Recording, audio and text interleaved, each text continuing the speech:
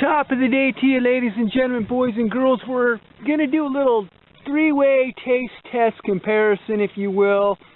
We're going to run a Psy-Ko version ms362. We're leaning towards torque with this build, but we don't actually have the torque tweak at this stage of the build progress. And we're going to run it against a also ms362. They're both standard version saws. This one does have the torque tweak, and it is also the Psy-Ko zip kit level, which is 5th on the list of the choices. We're going to run it against an Echo 620. So it's going to be an interesting little comparison. I know that we weighed these in the beginning, and we weighed them empty, completely empty. They were separated by 1 pound exactly. I think it was 12.3 in West Coast trim versus 13.3. And then we fueled them up and weighed them again. They were exactly 1 more pound difference, and they both were a pound heavier. So it went to like 13.3 fully fueled and 14.3 fully fueled. So the Echo is up about a pound. I haven't actually viewed the saw off between those two when they were in stock form. I'm thinking that it's relatively the same based on what I remember, but they feel completely different. The way they run, we're all on the pipe, all top end kind of power, and we actually have low end grunt in the Echo. So the bench talk video is going to get into a lot of the similarities with Stihl and Husqvarna, and even a little bit of Dolmar that I was noticing in this Echo saw. It's kind of an interesting concept. In some respects, it's a mini version XPW. I guess in the design of the cylinder itself, completely non-smog versus completely smog, except it's a standard, not the M-tronic, so I'm allowed to adjust the carburation. But anyway, similar levels of build with the Psy-Ko zip kit, except we have the torque tweak and we don't have the torque tweak. Same bar and chain as the last time we ran them when they were in stock form, at least these two right here. So haven't done anything. I guess we'll get a comparison on that as well. Now, everything's pretty much warmed up. We'll take a look at the tack on these things. Not going to run them up too high because that's not what these saws are designed to do necessarily.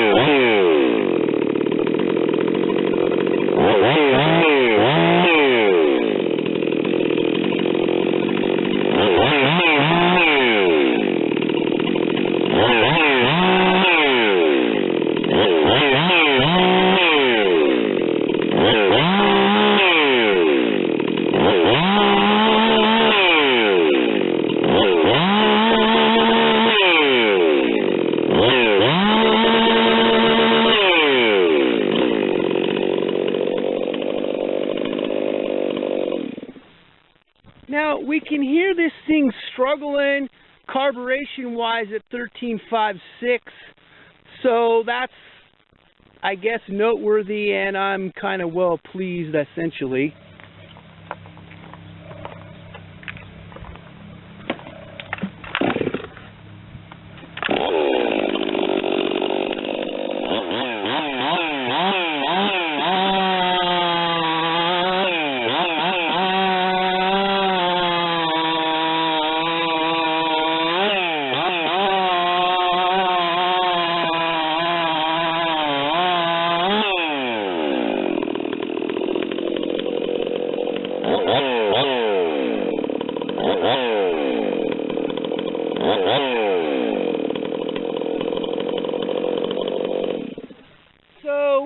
with the standard torque kind of build, kind of heading toward torque, I guess, essentially with this process.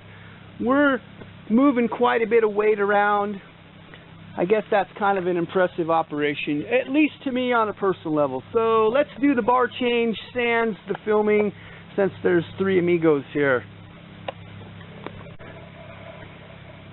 Alrighty, we did manage the successful wardrobe change. The studs on that saw are small, so they're 8mm, not 9 like Husqvarna, but they're spaced about like Husqvarna 3 Series saws. Thought that was another interesting part of the equation. There's all kinds of interesting with that saw.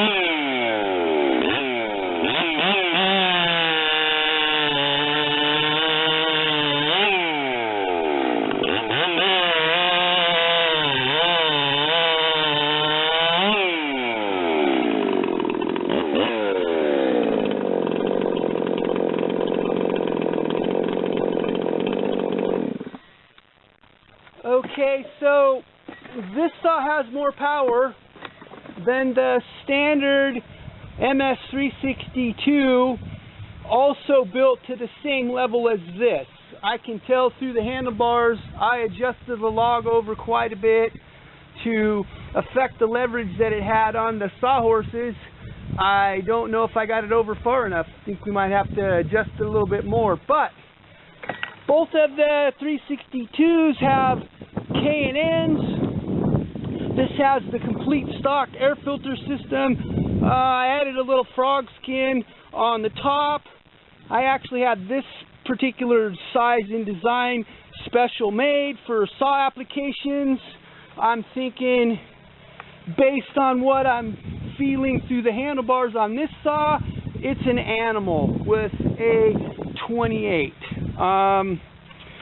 You're giving up a pound, but it's definitely able to pull hard, more hard with the longer bar. I think you could probably get away with running a 30 on this and probably be pretty happy. It'd probably be balanced out a little bit better in comparison to the 362, which I don't think you would at that point.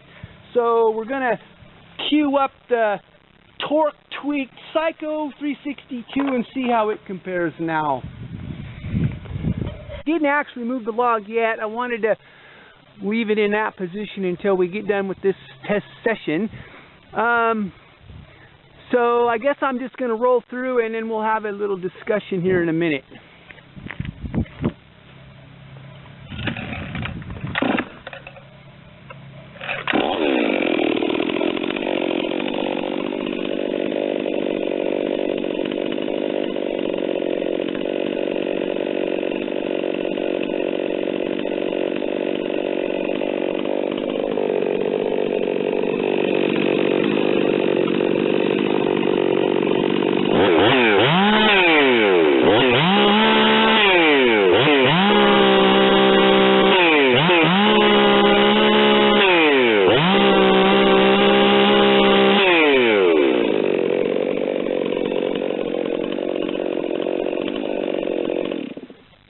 I forgot to mention, this is the first operation that I've ever done with a torque tweak on this particular saw. I'm not exactly positive that I have it completely dialed in, so R&D requires experimentation, and I show some experimentation, and sometimes it doesn't work out the best for the operation.